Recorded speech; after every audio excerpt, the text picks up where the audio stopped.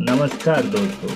2023 में जो एक बड़ी खबर पूरे साल भर चर्चा में रही वह है चैट जीपीटी। कुछ ही महीने पहले लॉन्च हुआ ये एआई टूल अलग अलग फील्ड में अपने झंडे गाड़ रहा है, तो हमने भी सोचा इस पर हाथ आजमाएं।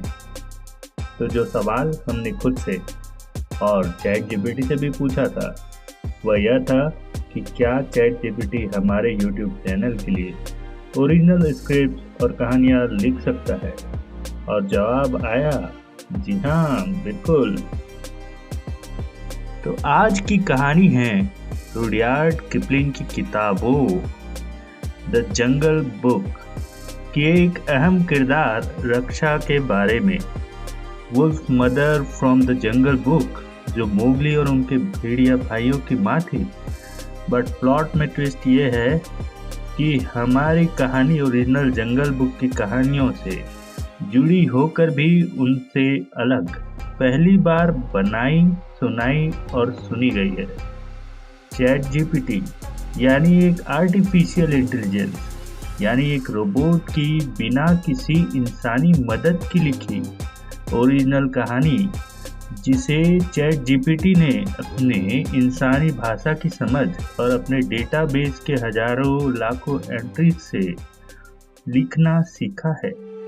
तो चलिए शुरू करते हैं। मोगली के जंगल में आने से बहुत पहले भारत के जंगलों में भेड़ियों के एक छोटे से झुंड में रक्षा का जन्म हुआ था। जिस क्षण से उसने अपनी आंखें खोली, रक्षा एक लड़ाकू थी। अपने भाई बहनों में सबसे छोटी और सबसे कमजोर होने के बावजूद उसने कभी पिछड़ जाना नहीं स्वीकारा। जैसे जैसे वह बड़ी होती गई, रक्षा एक खतरनाक और चालाक शिकारी साबित हुई। वह हमेशा किसी भी काम के लिए सबसे आगे आती थी, चाहे वह कितना भी खतरनाक या कठिन क्यों न हो।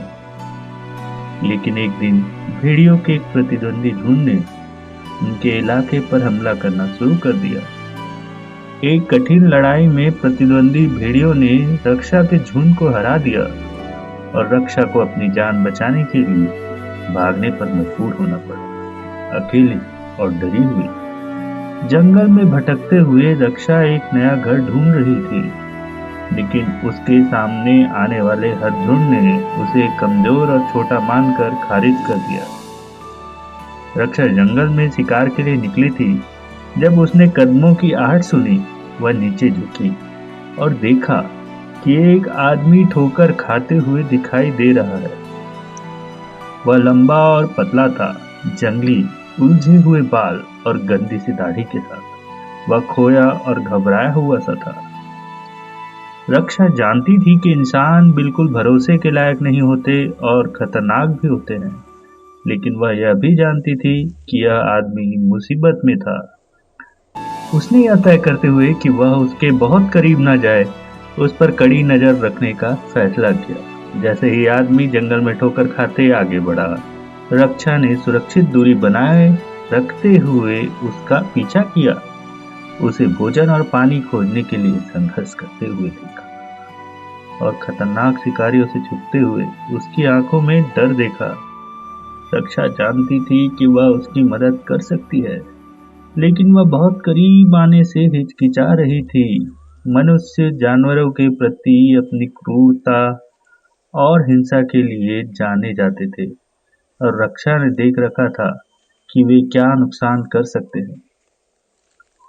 लेकिन जैसा कि उसने देखा कि आदमी कमजोर और अधिक हताश हो रहा है, वह जानती थी कि उसे कुछ करना है। वह एक सुरक्षित दूरी रखते हुए सावधानी से उसके पास पहुंची। वह आदमी पहले तो चौंक गया, लेकिन उसे जल्द ही एहसास हुआ कि रक्षा का मकसद उसे नुकसान करना नहीं था। वह विस्मय से देखता रहा, क्योंकि वह उसे एक ताजा शिकार लाकर दे रही थी। अगले कुछ दिनों में रक्षा और आदमी ने दोस्ती की शुरुआत की। उसने उसे सिखाया कि जंगल में जीवित कैसे रहना है। उसे दिखाया कि कौन से पौधे खाने के लिए सुरक्षित थे और कौन से शिकारियों से बचना चाहिए। वह आदमी रक्षा की मदद के लिए आभारी था और वह जल्द ही उसे एक दोस्त के रूप में देखने लगा। उसने उसके साहस और वफादारी का सम्मान करने के लिए उसे एक नाम भी दिया, ब्रेव हार्ट। जैसे जैसे समय बीतता गया, आदमी मजबूत और अधिक आत्मविश्वासी होता गया।